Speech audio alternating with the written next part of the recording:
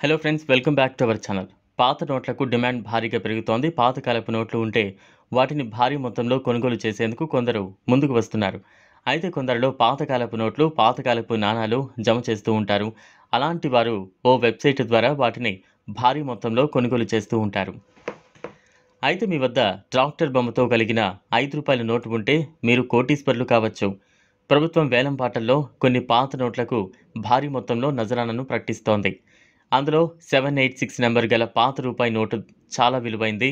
ఈ నోట్ను reserve bank of India అరుదైన నోటుగా గుర్తించింది. డబ్బులు సంపాదించాలంటే మంచి అవకాశం.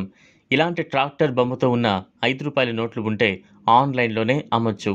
ఇలాంటి నోట్లు ఉంటే అమ్ముకోవడానికి coinbazaar.com వెబ్సైట్లోకి వెళ్ళి విక్రేతగా నమోదు చేసుకోవచ్చు. ఈ నోటు ఫోటోను మీరు ఆ వెబ్సైట్లో అప్లోడ్ చేసి సేల్లో పెట్టొచ్చు. ఈ ప్రక్రియ తర్వాత ఆసక్తి గల వ్యక్తులు మిమ్మల్ని సంప్రదిస్తారు. అప్పుడు మీరు అమ్మొచ్చు. అయితే ఇలాంటి నోట్లకు వేలు లక్షల్లో విలువ ఉంటుంది. ఈ నోటే కాకుండా పాత 10, 100, ₹500 నోట్లకు కూడా భారీ డిమాండ్ ఏర్పడుతోంది. ఇలా పాత నోట్ల బండిల్స్ మీ వద్ద ఉంటే భారీ మొత్తంలో విక్రయించవచ్చు.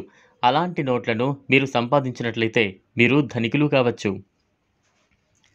అయితే ప్రస్తుతం పాత నోట్లు దేశంలో చలామణిలో లేవు. కానీ వాటిని ఆన్లైన్ కేంద్రాలలో వేలకు వేలు విక్రయిస్తున్నారు. ప్రజలకు భారీ మొత్తం చెల్లించి మరీ కొంటున్నారు.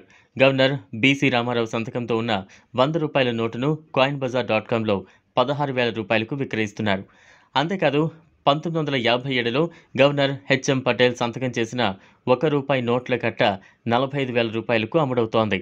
ఈ నోటు యొక్క సిరీస్ 1, 2, 3, 4, 5, 6గా ఉంది. అలాగే ఎస్కే వెంకటరమణ సంతకం చేసిన ₹500 పాత నోటు ఆన్లైన్లో ₹1.55 లక్షలకు విక్రయిస్తున్నారు.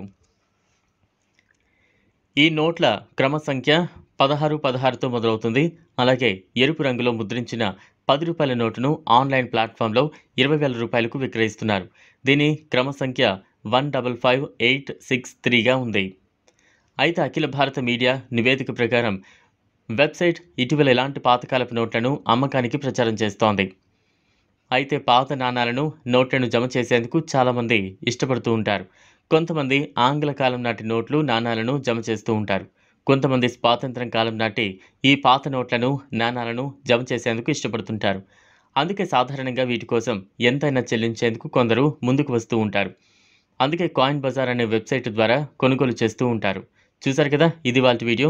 ఈ వీడియో కనుక మీకు నచ్చినట్లయితే లైక్ చేయండి, షేర్ చేయండి, ఛానల్ను సబ్స్క్రైబ్ చేసుకోండి. Thanks for watching.